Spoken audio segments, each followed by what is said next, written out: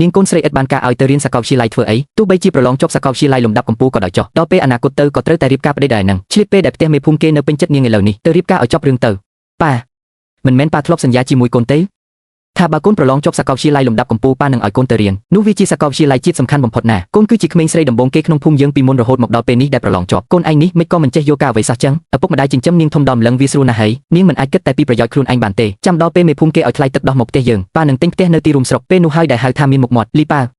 ប្អូននិយាយស្អីហ្នឹង3ខែនេះប្អូនធ្វើការវិស្មការបានលុយ8,000យន់វាគ្រប់គ្រាន់សម្រាប់បង់ថ្លៃសាលារបស់ប្អូនហើយប្អូនទៅរៀនមិនប្រើលុយក្នុងផ្ទះទេចឹងបានទេបងនិយាយពីប្រាក់ខែរបស់បងមែនទេប៉ាបានយកលុយនោះទិញទូរស័ព្ទស៊េរីថ្មីឲ្យខ្ញុំបាត់ទៅហើយប៉ាបងព្រមរៀបការដោយញីទៅទូរស័ព្ទថ្មីនេះប្អូនអាចឲ្យបងប្រើសិនបានប៉ុន្មានថ្ងៃ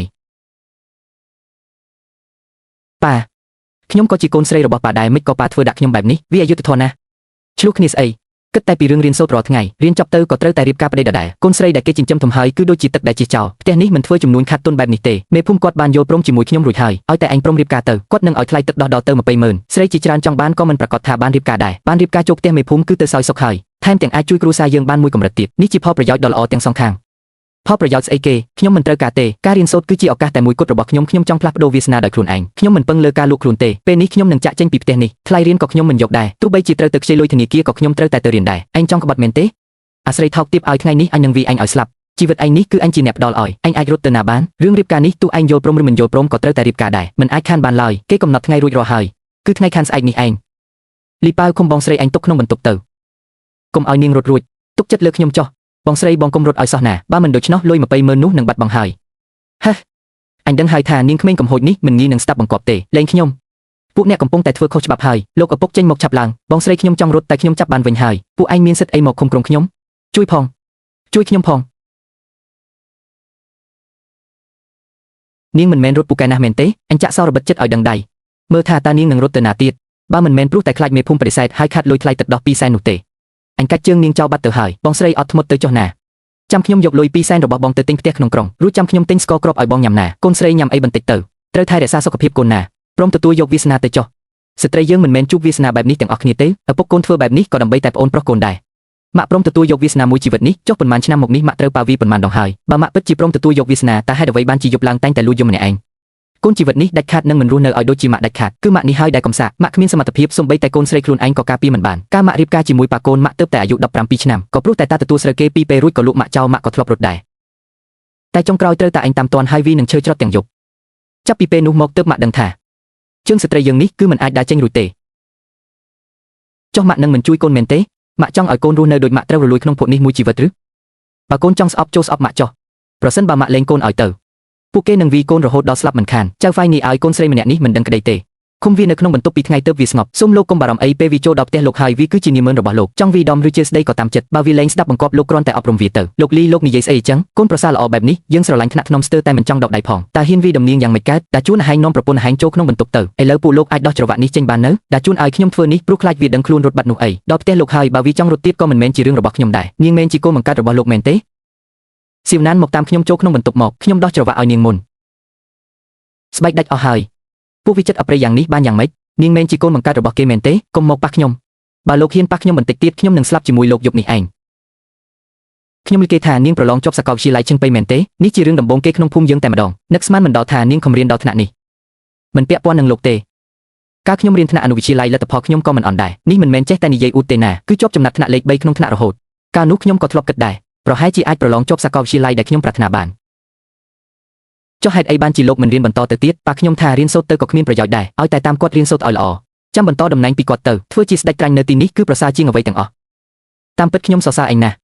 ហ៊ានប្រកែកជាមួយប៉ាឯងមានភាពក្លាហានជាងខ្ញុំទៅទៀត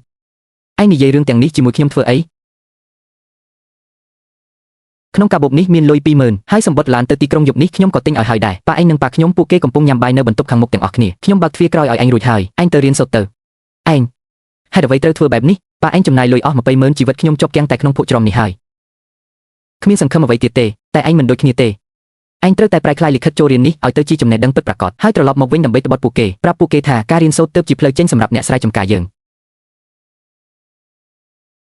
ងបងខ្ញុំនឹងសងលុយនេះឲ្យបងវិញទាំងដើមទាំងការខ្ញុំមិនឲ្យខ្វះមួយសេនឡើយឈប់សិនបើឯងពិតជាចង់អរគុណខ្ញុំមែន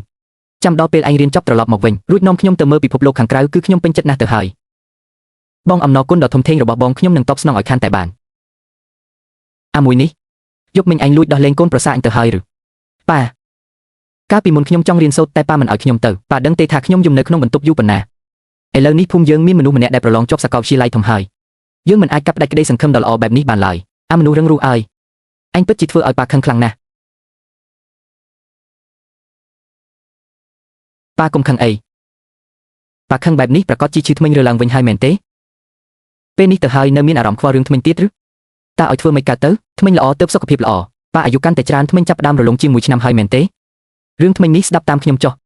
ចំណែករឿងរៀបការរបស់ខ្ញុំវិញខ្ញុំនៅក្មេងនៅឡើយមិនទាន់ចង់រៀបការទេខ្ញុំចង់ឆ្លៀតពេលនៅក្មេងនេះទៅមើលពិភពខាងក្រៅខ្លះពុកមិនអាចឲ្យខ្ញុំនៅតែក្នុងភូមិតូចមួយនេះរហូតបានទេមើលទៅពុកពិតជាចាស់ហើយភ្លេចភ្លាំងមែនគួរតែឲ្យពួកក្មេងដូចជាកូនចេញទៅសាកល្បងនៅខាងក្រៅខ្លះអញ្ចឹងលើកនេះពុកនឹងស្ដាប់កូនម្ដងទៅចុះកុំបារម្ភអីពុកនឹងចាំគាំទ្រកូននៅពីក្រោយពុកកុំបារម្ភអី